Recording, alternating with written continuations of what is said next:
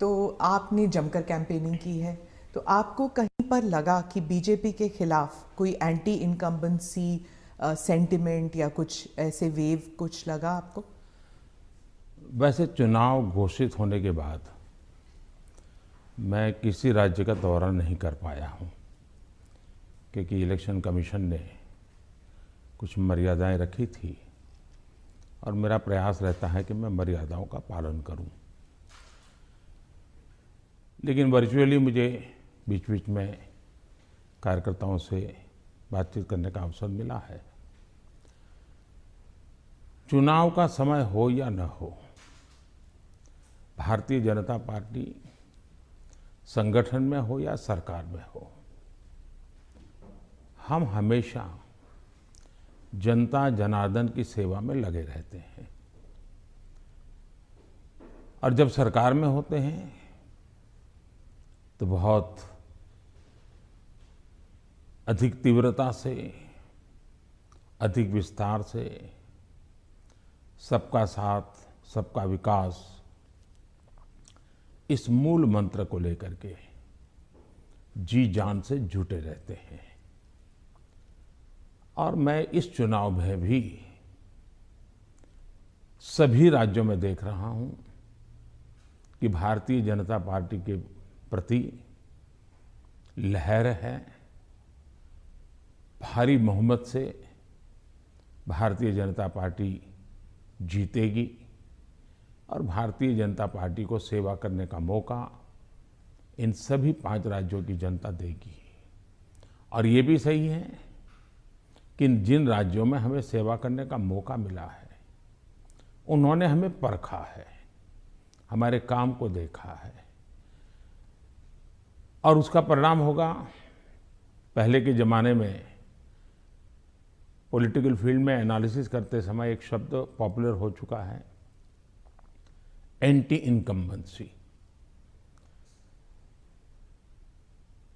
मैं समझता हूं कि हमारे देश में वक्त बदला, लेकिन कभी कभी टर्मिनोलॉजी नहीं बदली। और ये कारण ये है कि पहले जो सरकारें चलती थी वो फाइलों पे हस्ताक्षर करना, मनमर्जी के लोगों की फाइल को प्रायोरिटी देना, योजनाएं चुनाव को केंद्र में रख के घोषित करना और कभी कभी जाकर के फीते काट के चले आना,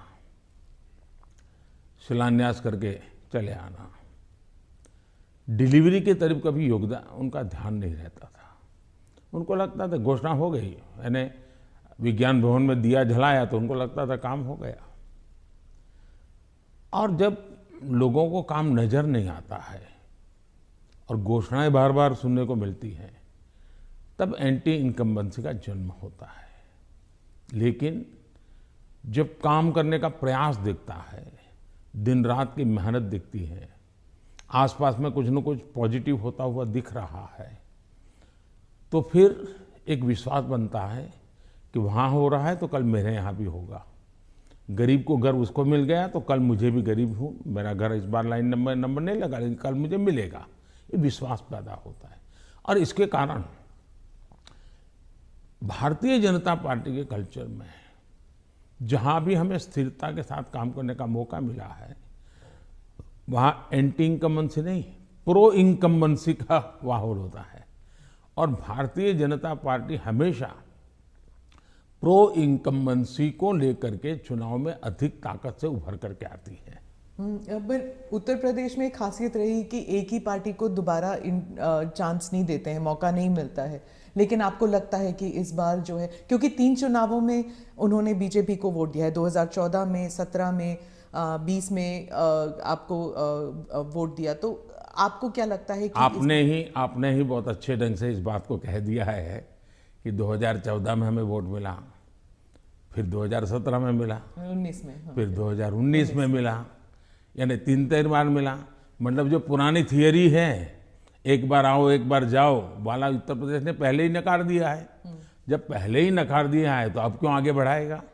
भारतीय जनता पार्टी ने अनुभव किया है कि हमें 14 में स्वीकार किया, फिर काम देखा 17 में स्वीकार किया, काम देखा 19 में स्वीकार किया, काम देखा 22 में स्वीकार करें।